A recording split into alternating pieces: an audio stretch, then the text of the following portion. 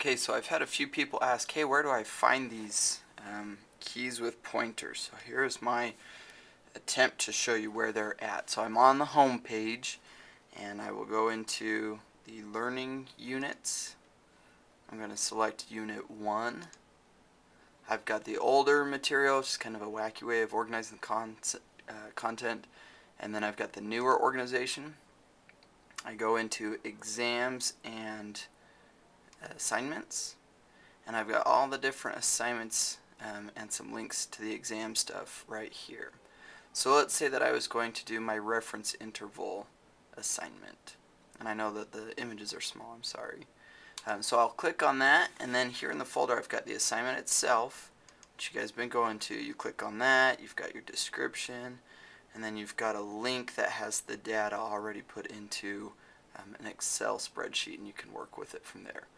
So I would go to that, I would open up the spreadsheet, I would go through my reference interval stuff, and I would complete that assignment using the instructions. When I was done with that, then I can go back into that folder, and I can use that link to submit my answers as an assessment. So I'd come in here, I'd begin my assessment. It says, hey, what's the reference range? 7 to 45 on this guy.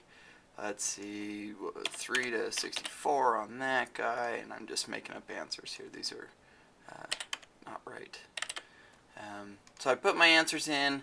Maybe I knew how to do the log transform, but I just couldn't figure out the percentile. I'm getting frustrated with it.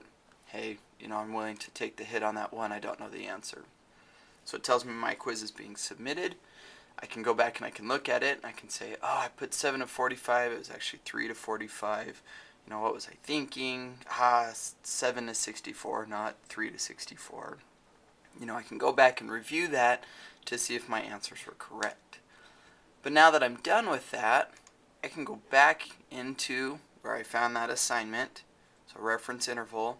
I click on that folder, and now this key with pointers has appeared.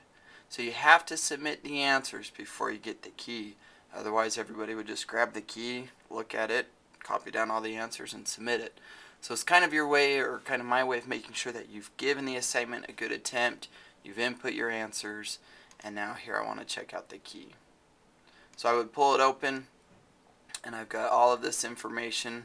I try to highlight the boxes where I tell you, hey, this is how you do the reference interval. This is how you do the Gaussian. This is how you do percentile.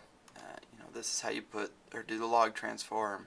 Here's some help with the histogram.